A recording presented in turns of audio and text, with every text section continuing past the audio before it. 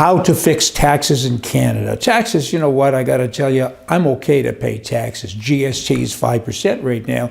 I'm of the view you should make it 95% for 3 years, pay the debt off, and then reduce it to zero and take all of our other taxes away, and we've dealt with the problem. However, in Canada, they don't deal with the problem. They continue to tax. They continue to waste. Our taxes increase.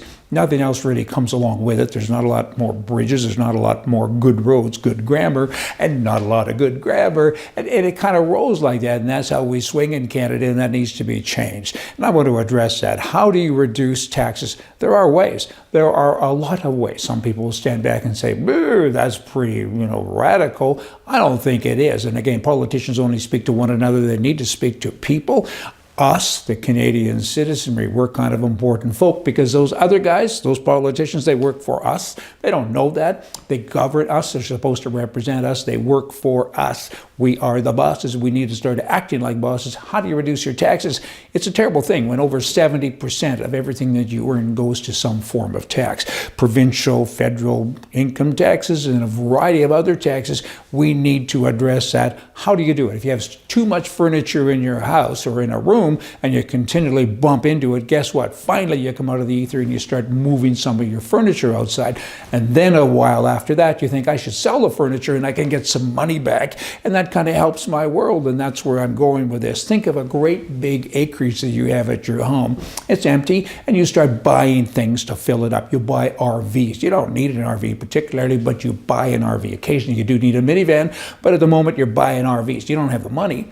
You go and you borrow the money to buy an IV. Stick with me because there's a story with this that kind of gets to where I'm going with regard to taxes and how to reduce our taxes. There is a way. There's a real way to do this. I go out and I buy an RV, I borrow the money, and then I go and I put gas in it every day. I never drive it. I fill it up with gas. Then I buy another RV and another and another, and pretty soon my yard is full of RVs. But mostly aren't needed. The odd little minivan I could use. I could reduce the size of the odd one, but I don't need them. There's nobody in them, and I don't go anywhere. And I'm always filling them up, and pretty soon I'm broke. I have no money. I go to my neighbors, I go to everyone I know, and I borrow money. I'm always borrowing money to keep the RVs going. That's the government. You got to get rid of your RVs. Snap out of it. I did today. I'm going to go sell an RV.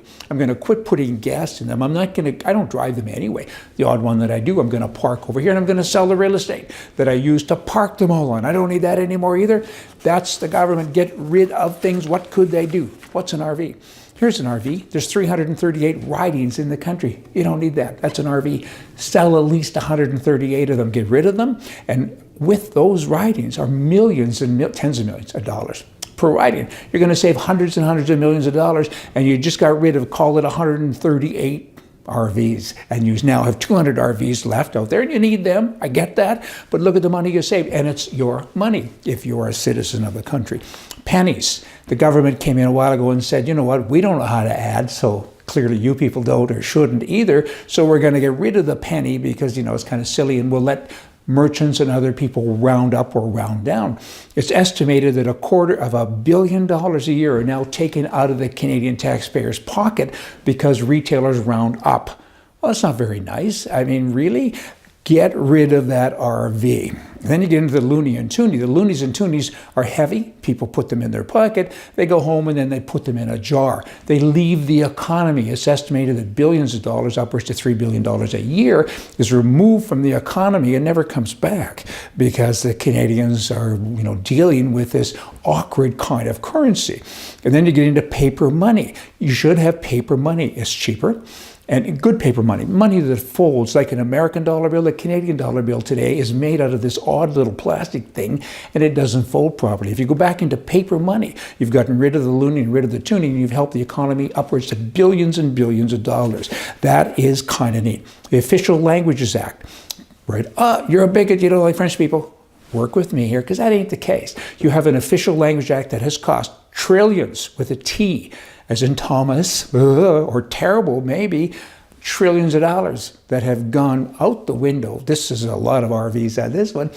And it's stupid because people in Kraft and Kellogg's and all these people, they don't send all of their products up to Canada because it's too expensive for them to do the bilingual thing, right?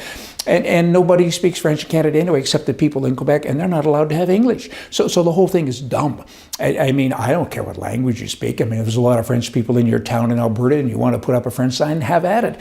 But to have a law in place where you have to have everything on every package, it's trillions of dollars.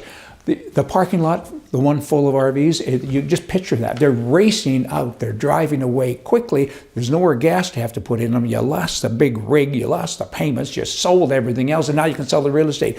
You kind of had a pretty nice day. Racism. A lot of people say that, there's a lot of racism to white people. Indians, and they say there's 1.5 million Indians in Canada. Probably 1 million of them are as white as I am. And the money that they get all the time, cut it off. Treat us all the same. Give them a great big check and say, here, I guess we're sorry for what somebody did 200 years ago. And now we're the same. You own all this real estate. You can sell it. It can go back into the free marketplace. But we're not going to keep giving you money because that's all part of our 70-some-odd% that we pay. We pay taxes too, by the way, and you don't because you're an Indian. You have to now. We all have to pay taxes. You can't have individual Indians earning millions of dollars a month, of which there are many, and they don't contribute. They don't pay any money. And that's another reason why our taxes are as high as they are. It's not fair. And show me the law that says Indians don't have to pay income tax. There is no law. I mean, no one paid income tax up until World War I. The Indians had no money, and the government said, hey, we need income tax. We're just going to take it from this sector of the population, which is white people, and we'll get rid of it after the war. They never got rid of it, and no one else is paying taxes now but the white guys. Sell assets. Oh boy, there's a lot of RVs leaving the lot now. So many things the government owns. I haven't even gotten into waste and different things, but sell the assets and corporate welfare.